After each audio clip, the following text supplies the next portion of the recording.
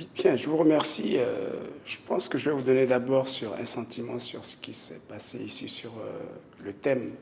L'abord du thème est véritablement la bienvenue dans la mesure où la question de la sécurité alimentaire nous concerne dans le monde entier, certes, mais il y a véritablement certaines parties du monde qui sont beaucoup plus soumises à une certaine insécurité alimentaire que d'autres.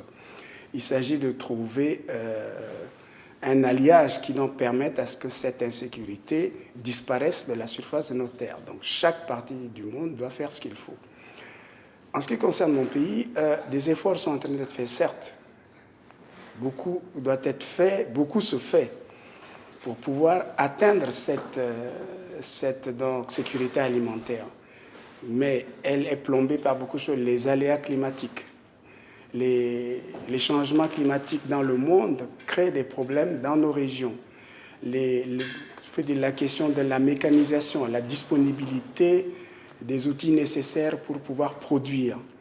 Et également, cette question de la sécurité alimentaire se pose aujourd'hui également dans le monde en termes de terre et d'utilisation de la terre.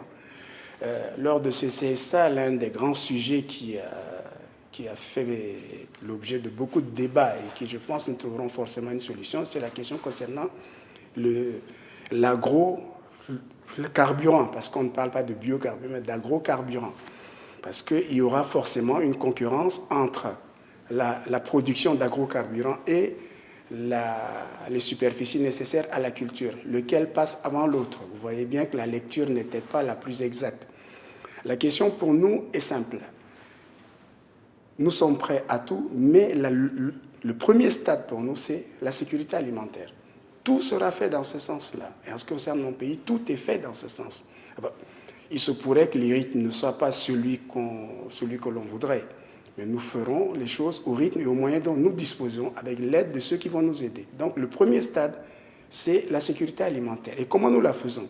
En valorisant les superficies, en apportant une certaine mécanisation, tout en conservant nos moyens traditionnels de production, en favorisant les petits producteurs. Et nous sommes surpris agréablement que dans 2014 soit l'année de l'agriculteur, la production de type familial.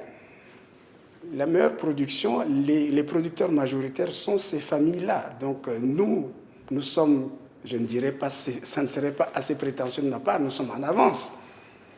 Tout est fait pour préserver ces petits producteurs, pour qu'ils puissent aménager, la petite production, c'est la culture, la petite production, c'est la tradition, la petite production, c'est ceux-mêmes-là qui sont les détenteurs de nos semences.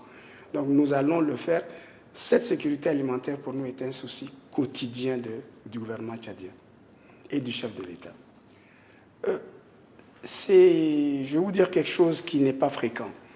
Au Tchad, nous mangeons ce que nous produisons et nous produisons ce que nous mangeons. Par conséquent, la question de la volatilité des prix, elle est peut-être interne, mais au niveau extérieur, nous importons très peu de choses, je veux dire, qui soient nécessaires à notre alimentation. Ceci ne nous coupe pas du monde, nous faisons partie du monde.